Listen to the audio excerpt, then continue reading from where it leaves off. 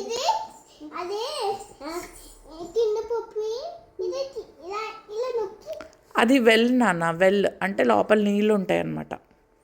ఈసారి ఊరు వెళ్ళినప్పుడు చూపిస్తాం మీకు వెల్. ఓకే.